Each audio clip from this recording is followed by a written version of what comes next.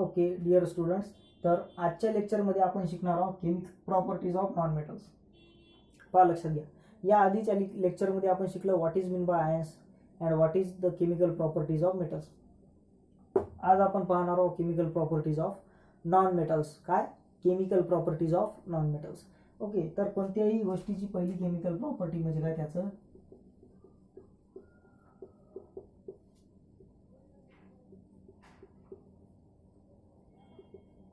Electronic configuration.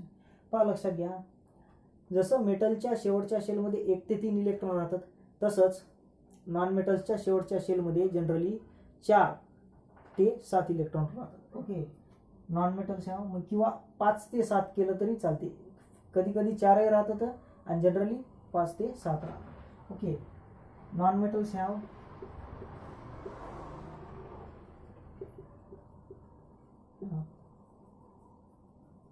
generally 4 or 5 to 7 electrons in its outer in its last shell. Last शेललाच काय म्हणतो? Valence shell.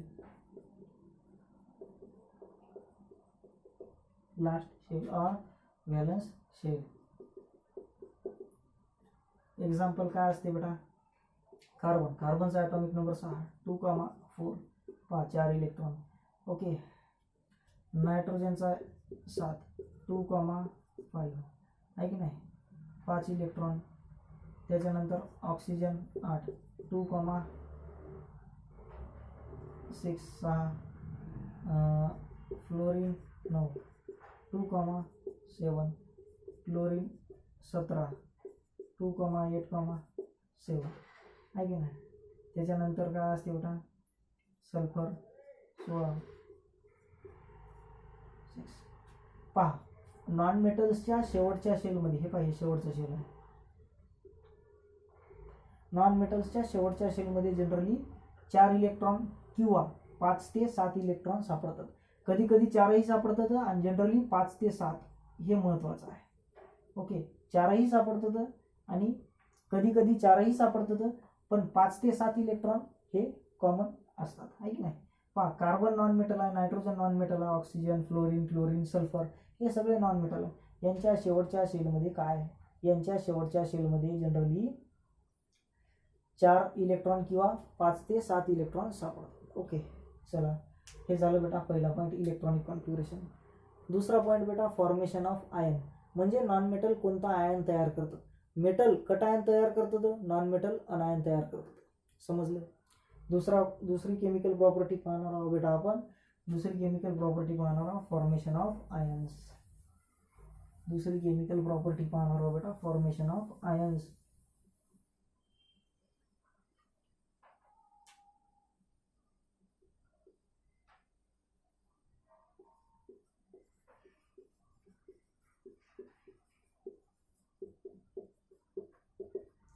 लक्षात घ्या, जसं मेटलची टेंडन्सी इलेक्ट्रॉन देण्याची असते, नॉन मेटलची टेंडन्सी इलेक्ट्रॉन घेण्याची असते.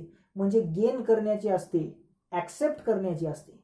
म्हणून नॉन मेटलवर निगेटिव्ह चार्ज येते, नॉन मेटलवर निगेटिव्ह चार्ज येते.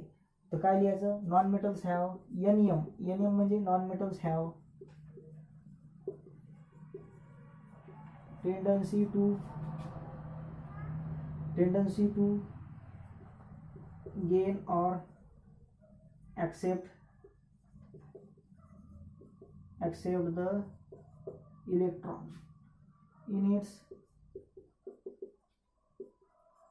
last shell or valence shell.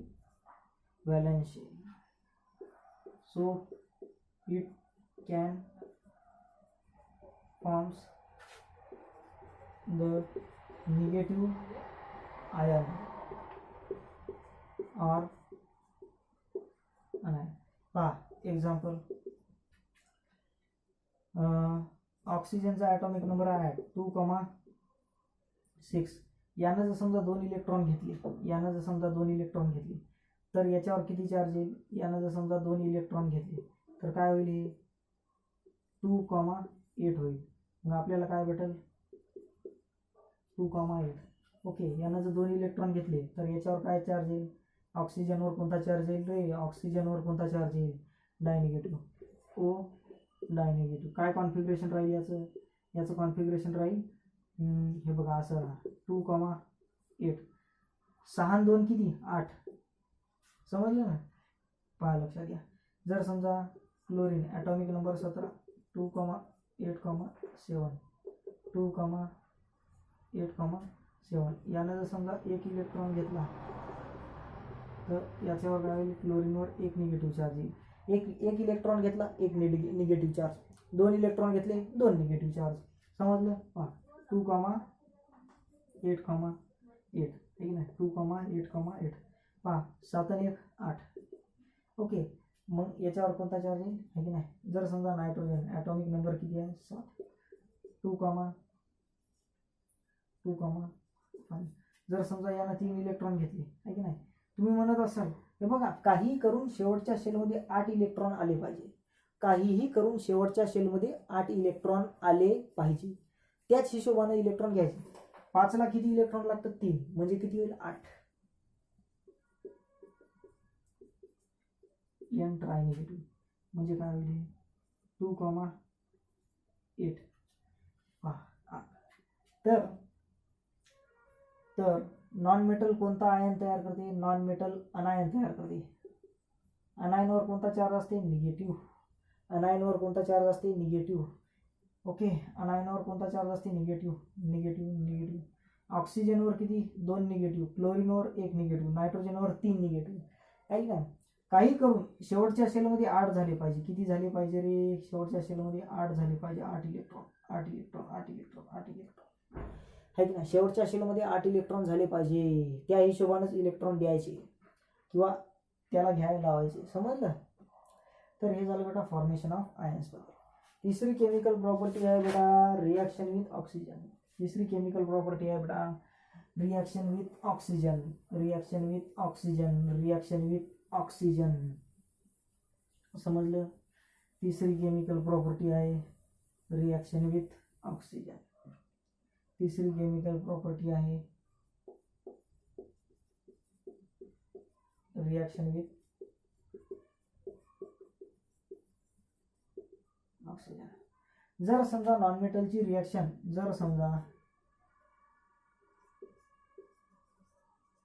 मेटलची reaction oxygen सोबत झाली तर आपल्याला त्या नॉन मेटलचे ऑक्साईड भेटतील. म्हणजे नॉन मेटल ऑक्साइड्स भेटतील. ओके, नॉन मेटल्स ऑक्साइड्स भेटतील. म्हणजे व्हेन, आता याला कसं लिहायचं? When non metals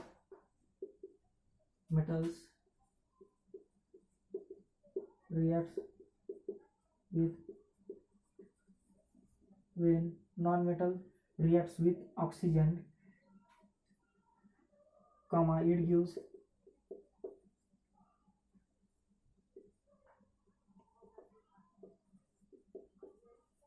non-metal oxides.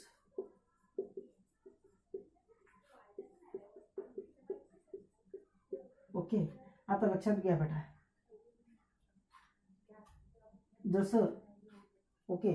जसं मेटलची ऑक्सिजन सोबत रिॲक्शन झाल्यावर मेटल ऑक्साईड तयार झाले, तसं नॉन मेटलची ऑक्सिजन सोबत रिॲक्शन झाल्यावर नॉन मेटल ऑक्साइड्स तयार होतात. ओके, हे झाली बेटा तिसरी chemical properties.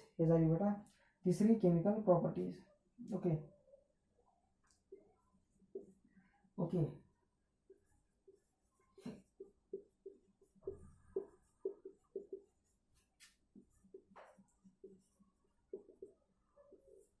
Reactions with acids.